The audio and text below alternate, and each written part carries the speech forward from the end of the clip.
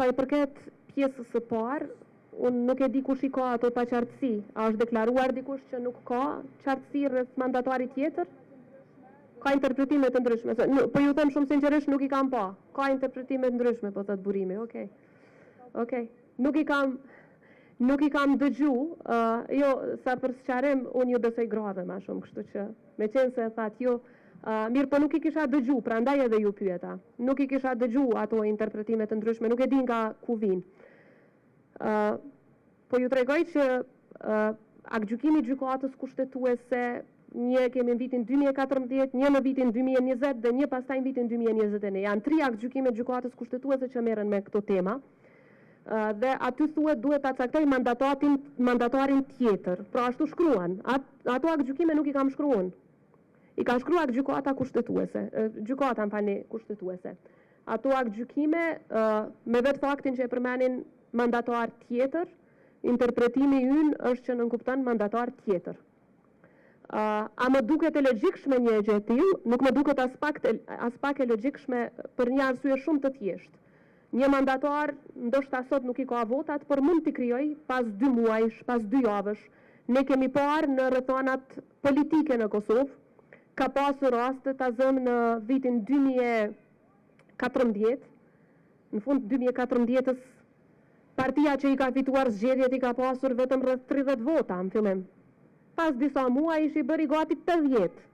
Pra jo 61, gati 80 vota, sepse rrethonat ndryshuan dhe ndryshuan 180 shkallë, duke befasuar shumicën dërmuese të qytetarëve të Kosovës. Pra koalicionet politike janë çështje që nuk mund t'i parashikosh. Dhe një mandatar që dje si ka pasur votat edhe mund t'i krijoj brenda një periudhe, sepse ndryshojnë rrethonat politike, ndryshojnë interesat e partive, ndryshojnë qëndrimet e tyre siç I kemi parë në të kaluarën disa herë. Mirë po gjykata kushtetuese e ka thënë një gjë qartë dhe aty jo në një vend, por në disa vende përmendet mandatar tjetër. Po e them, a më duket mua e logjikshme dhe e drejtë? As pak.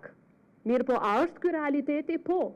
Dhe ne si institucione detyrohemi ta respektojmë atë realitet, siç e kemi zbatuar çdo aktgjykim tjetër të gjykatës kushtetuese deri sot, pavarësisht se sa na ka pëlqyer apo na është dukur I drejtë. Pra e pa drejtë po, jo logjike po, por është kushtetut. Aktgjykimet e gjykatës kushtetuese, siç e dini, e kanë fuqinë e kushtetutës.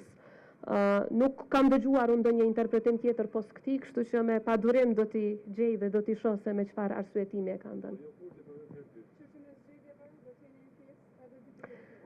Sa I përket zgjedhjeve, në qoftë